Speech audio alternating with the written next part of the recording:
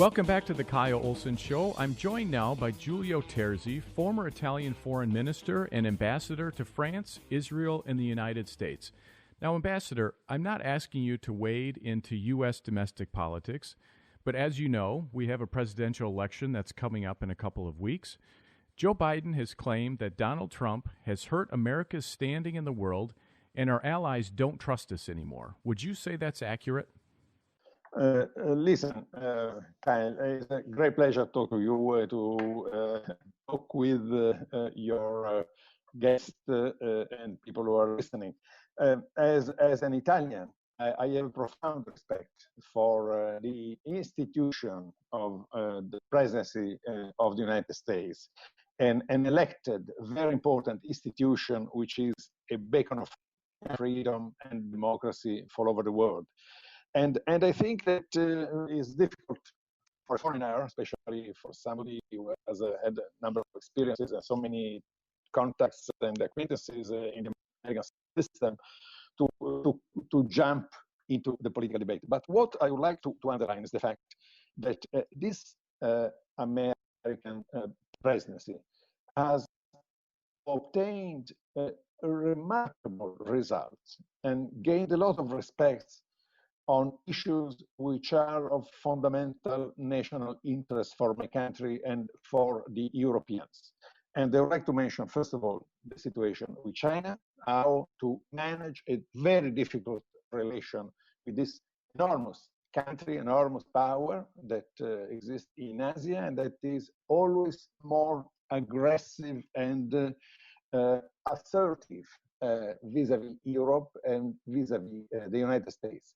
But also about Iran. It is an extremely important issue. It is sometimes misunderstood by the Europeans and even by the Italian government on certain instances, but on which the American administration has marked in security terms, in terms of defense, of stability, peace, and freedom in the Middle East, and especially counter the threat against Israel, but against also a number of Sunni Arab countries in the Gulf, and not only the Gulf, but also in the Mediterranean. So I think that the achievements which are made with the latest start of new relations, a new partnership between the United Arab Emirates, the Bahrain, and in perspective also Oman and Saudi Arabia, and we're talking also about Sudan. These have been very impressive achievements obtained by this administration. And I think they go in line with European and Italian interests. So from my point of view, there are a number of things which must be in any case recognized, which may have relevance whatever is the future of the American politics. So President Trump's Iran strategy has been maximum pressure. Do you think that strategy is working, and how is that different from the Obama administration's strategy? There are people who are saying that the Obama administration strategy, and unfortunately still the European Union strategy, is not a strategy of maximum pressure, but is a strategy of maximum appeasement, which is exactly the opposite of maximum pressure.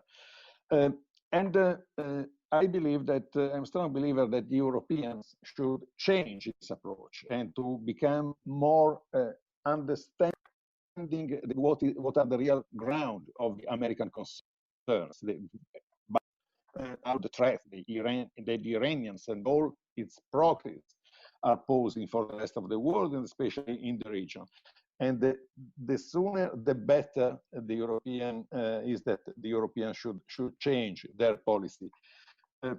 The Europeans should applaud American leadership in the Security Council when the Americans have tried to propose the entering into force of all the UN sanctions and to practice to implement the legally called snapback mechanism. This administration, I believe, should be fully supported by its allies in this endeavor. because it is very evident as aiming at a safer Middle East by countering an Iranian regime which is nothing else than a terrorist, warmongering, and criminal organization. Why the snapback mechanism, as I said, to impose all the UN sanctions is going to enter into force and is going to be very effective. Let's not fool ourselves. This solution may be legally contested and questionable in certain quarter, but I believe there is also an extremely good legal and political ground for the American administration to reimpose all these sanctions, because the Iranian regime has violated the nuclear agreement. The nuclear agreement was already a very, very weak and soft agreement, a very soft program, which was established 5 years ago. But in any case, even that agreement was severely violated in a number of instances. Just to make an example, the enrichment of uranium fissile material has increased 10 times more than what American plans of the nuclear agreement. So that is just an example. We have had also the serial violation of the agreement, the resolutions of the United Nations concerning a ban to missile proliferation with nuclear capacity, and the Iranians did violated them constantly. So there are many reasons why it is very easy to understand how this sanction mechanism has to come back. It has to come back also because it is something that is desperately needed by the Iranian population. The Iranian population, the NCRI, those who belong, the millions of people in Iran belong to the movement of the Iranian resistance, Sunni Arab country, in countering the regime. That the Western countries counter and don't have the regime, that on the contrary, that impose pressure. That is really the interest of all the opponents, all the political opponents who have been jailed by the thousands and been hanged and tortured, and they're suffering in an incredible way. And the West must help them also being serious in dealing with the Iran threat. So speaking of the NCRI, you recently participated in a conference for a free Iran hosted by the National Council of Resistance of Iran. What would a free Iran mean to the region, but also the rest of the world? Free Iran would mean an enormous achievement. First of all, it would get along the real expectation of the population, the Iranian population. There have not been free and fair elections since the inception of this tyranny in Iran. They have suffered 40, in any case, 41 years of theocratic dictatorship. They are being repressed over the last 2 years, just to mention the recent developments. Over the last 2 years, there have been thousands of demonstrations, requests, appeals, and also clashes even with the security forces. And there are 13,000 political prisoners in jail. And you know very well terrible stories like the very famous Iranian wrestler who was hanged after having been tortured for more than 50 days. And he has been killed and murdered, but many others are in the death row at present. They are all political prisoners. And there has been, coming back in history, there has been a terrible massacre in 1988, which is a genocide. Now there is a trial, prosecution in Switzerland, which is considering the fact that the assassination of a former Iranian ambassador in the year 2001, was connected to the massacre on 1988. And that is a global picture, which is a terrifying state of affairs. Well, the Iranians want to get out of it in any possible way. All these issues were discussed in depth in the protest conference. This conference was online. There was a huge participation of more than 10,000 people connected through the different internet platform. And that just gave me also the opportunity to mention one of the conference which was still in presence 2 years ago in Villepinte, when we had an attendance close to 100,000 people, and the Iranian intelligence, Iranian MOIS, organized through an Iranian diplomat based in Vienna, organized a huge terrorist attack. Huge terrorist attack, which was diffused only thanks to the intervention of some security services, but just a few hours before it could have taken place. And I was personally there. I was in Villepinte to applaud, not criticize the Trump administration, with a large Italian delegation of politicians, intellectuals, experts of Middle East. We were more than 30, 40 people on stage, and we gave as many other delegations. We gave speeches.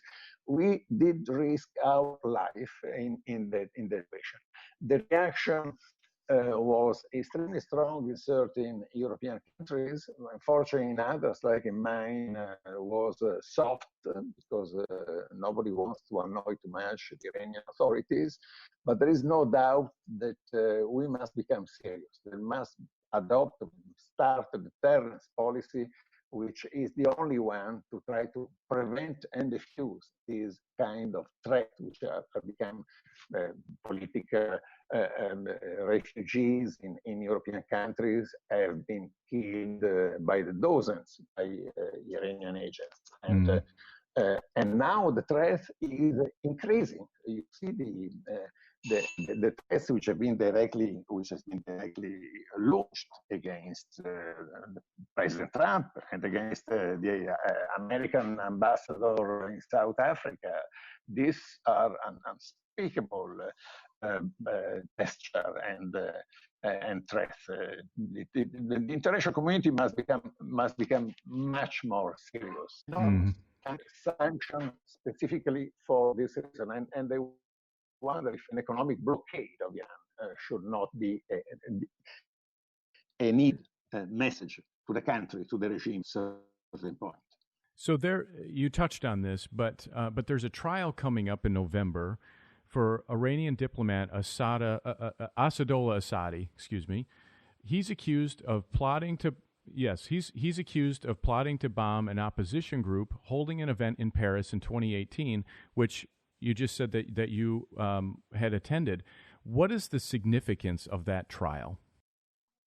It is an extremely important trial because, as I mentioned, the terrorist attack that was planned by the Iranian intelligence was state terrorism. Was state terrorism like in many other occasions, and that attack would have killed and maimed and injured thousands of people because it was a huge hall with 100,000 persons. So you can imagine the disaster that would have been.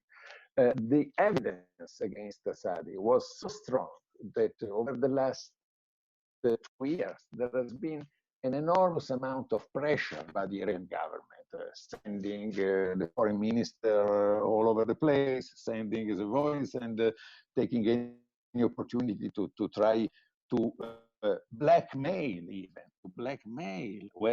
the Western government, especially the justice, Belgian, German, Austrian judiciary, which were involved since the beginning of this investigation. They were trying to blackmail this government to try to have back Assadi, who was an operative, in fact, was a member of the diplomatic corps, but just as a screen. In fact, he was a MOIS operative. And there is no doubt that there is a large network of Iranian embassies and institutions, cultural centers, associations in Europe and elsewhere, which are whose main business is supporting terror activities, not only radicalization, because generally we are talking about the radical component of the Islamic fundamentalists who operate abroad. Here is a specifically terrorist activity And therefore, we have to conclude. If you want to talk about deterrence, we have to, first of all, whenever there is some doubt that a diplomat is a part of a terrorist network, it must be sent back immediately, or either arrested if there is enough evidence, or sent back immediately to his country. But also the embassies, which are used as platforms for this kind of activity, should be immediately closed. I wouldn't say forever, but at least right strong signal at the political level, diplomatic level, to close this operation. We cannot pretend that nothing happens just to appease the mullahs and to try to to buy their oil, to continue business as usual. That is not possible anymore. It's never been possible in the past, but especially now is crazy. Ambassador Giulio Terzi, thanks for joining me today. Thank you, Kyle. It was a pleasure. Thank you so much for joining me today. For more of my work, go to Breitbart.com or find me on Twitter, Kyle Olson 4. Use the same handle for Parler, Kyle Olson 4, KYLEOLSON and the number 4. This is the Kyle Olson Show.